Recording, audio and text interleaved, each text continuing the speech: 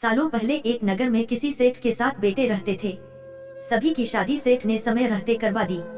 सातों बहू मिलकर घर का काम भी किया करती थीं। उन सभी में से सेठ की सबसे छोटी बहू खूब संस्कारी थी। एक दिन यूं ही काम करते हुए घर की बड़ी बहू ने अपनी देवरानियों से कहा कि घर को लीपने के लिए पीली मिट्टी नहीं है, जंगल जाकर मिट्टी लानी होगी। जेठानी के ऐसा कहते ही सभी उसके साथ घर लीपने के लिए मिट्टी लाने के लिए निकल गए। सभी खुरपी से मिट्टी निकाल ही रहे थे कि तभी सबसे बड़ी वाली बहू को एक नाग नजर आया। उसे मारने के लिए जैसे ही बड़ी वाली बहू ने खुरपी उठाई, वैसे ही सबसे छोटी बहू ने कहा, जेठानी जी, इसे मत मारिए, इसकी कोई गलती नहीं है, जंगल तो इसका घर है।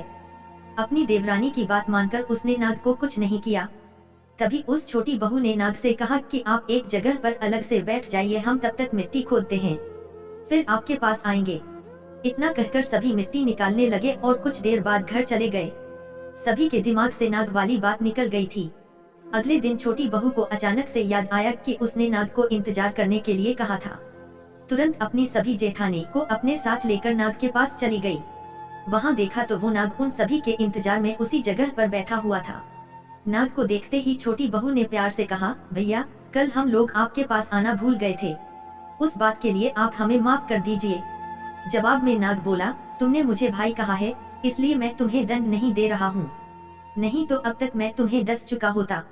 आज के बाद में तुम हमेशा के लिए मेरी बहन रहोगी। अब तुम अपने भाई से कोई वरदान मांग लो, मैं तुमसे बहुत खुश हूँ।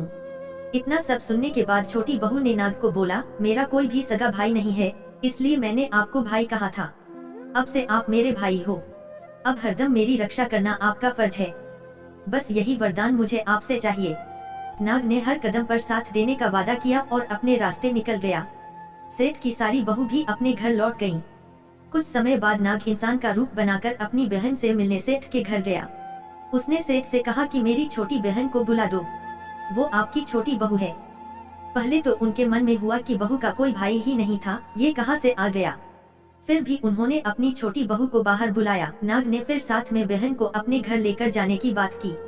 सेठ ने इसकी भी आज्ञा दे दी। तभी नाग ने अपनी बहन से पूछा, कहीं तुम मुझे भूल तो नहीं गई हो न? जवाब में बहन बोली, नहीं भैया, मैं आपको बिल्कुल नहीं भूली हूँ। फिर नाग ने कहा, मैं तुम्हें अपने घर लेकर जा रहा हूँ, तुम मेरी पूंछ पकड़कर चलती रहना पीछे।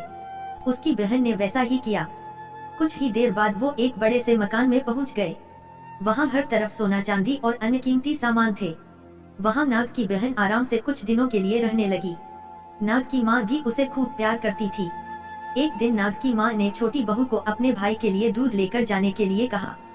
छोटू बहू ने दूध को गर्म किया और भाई को पीने के लिए दे दिया। अब गर्म दूध पीते ही नाग का मुंह जलने लगा। ये सब देखकर नाग की माँ को खूब गुस्सा आया।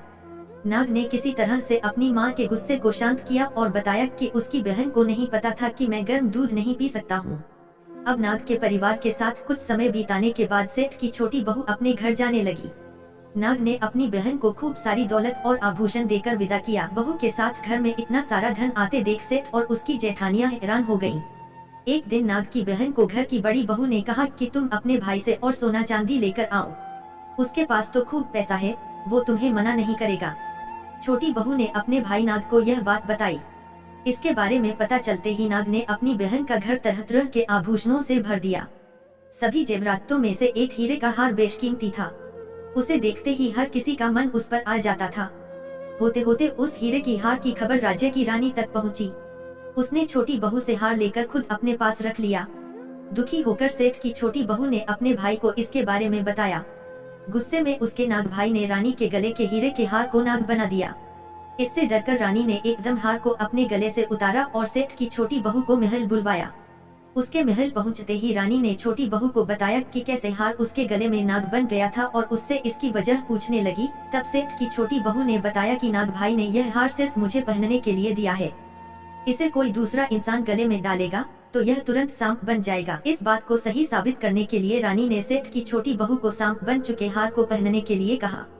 छोटी बहू ने जैसे ही नाग बने हार को गले में डाला तो वो दोबारा हीरे के हार में बदल गया। महारानी ने ये सब होते हुए खुद अपनी आंखों से देखा और हैरान रह गई। अब उसे सेठ की छोटी बहू की बात पर यकीन हो गया। उसने हार छोटी बहू को अपने साथ लेकर जाने के लिए कहा।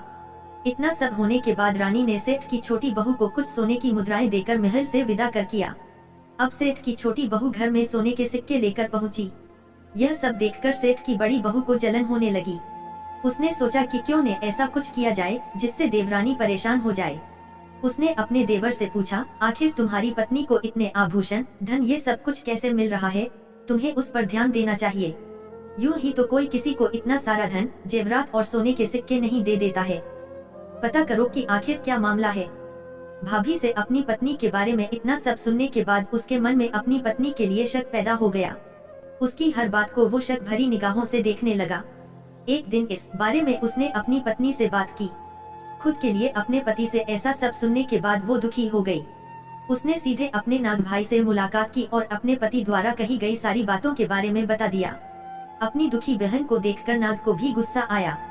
सीधे वो अपनी बहन के पति से मिला और बोला कि अपनी बहन को जेवरात और दूसरे तोहफे मैंने दिए हैं, तुम्हें उस पर किसी भी तरह का शक करने की जरूरत नहीं है। वो बहुत ही अच्छी है और अगर आगे से कभी भी तुमने उसे कुछ गलत कहा या उस पर शक किया तो मैं तुम्हें जिंदा खा जाऊंगा। नाग से ये सब सुनने के बाद सेठ के बेटे ने उससे माफी मांगी और कहा कि आज के बाद से मैं ऐसी बातें बिल्कुल भी नहीं करूंगा। आप मेरे ऊपर गुस्सा मत कीजिए, मैं आपकी बहन को किसी तरह का दुख नहीं होने दूंगा। इतना कहकर वो सीधे घर गया और अपनी पत्नी से भी माफी मांगी। उसके बाद दोनों खुशी खुशी साथ में रहने लगा। इसी तरह सेठ की छोटी बहू हर तरह की मुसीबत में अपने भाई को याद करती और वो उसकी परेशानी को दूर कर देता। इसी तरह नाग पंचमी का त्योहार शुरू हुआ और सभी महिलाएं नाग को अपना भाई मानकर पूजते हुए उन्हें दूध पिलाने लगी।